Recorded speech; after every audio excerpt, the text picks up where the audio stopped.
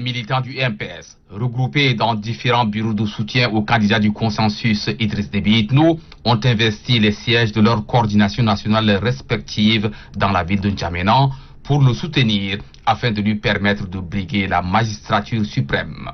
La délégation du RJ-MPS, conduite par son président d'honneur, Abdelkerim Idriss Déby Itno, et son président national, Idriss Abdoulaye Kalakala, se sont rendus dans 7 bureaux de soutien pour les galvaniser davantage, les encourager et féliciter les militants pour le travail qu'ils abattent pour plébisciter le président Idriss Déby Itno à sa propre succession.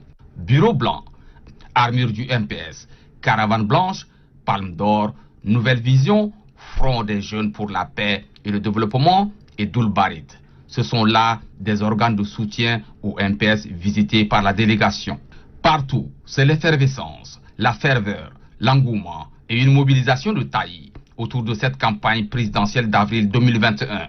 Les responsables des bureaux de soutien au MPS sont plus que jamais déterminés à convaincre les électeurs à donner leur suffrage au candidat du consensus pour une victoire éclatante.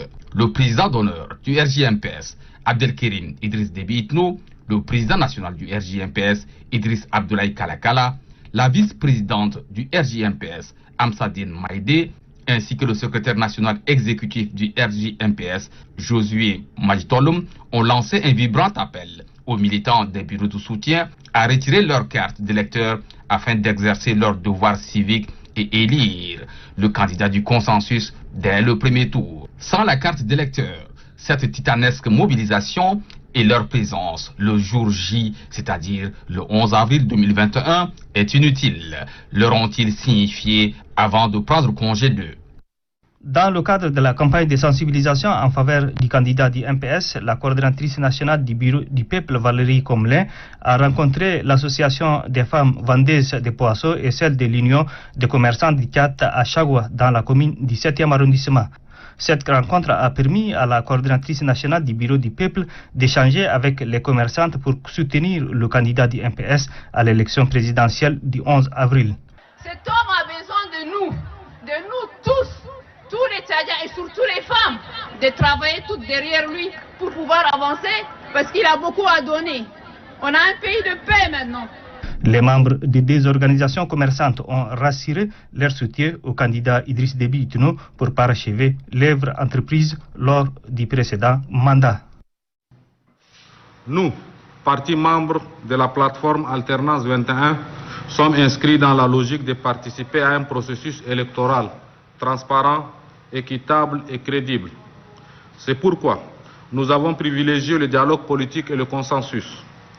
En effet, vous vous souviendrez qu'en date du 5 mars 2021, la plateforme Alternance 21 avait animé une conférence de presse sur la parité de la CENI nationale et le recrutement de l'imprimeur. Ces revendications ont été transmises par correspondance officielle au CNDP, à la CENI et au chef de l'État. À ce jour, une seule revendication a partiellement été satisfaite. Face à cette situation, la plateforme Alternance 21 et son candidat réitèrent les revendications suivantes. 1. Rétablir la parité à la CENI nationale et dans ses démembrements en remplaçant tous les représentants du parti PDPT qui a rejoint la majorité. Mettre à la disposition de tous les candidats les éléments de force de l'ordre pour assurer leur sécurité. 3.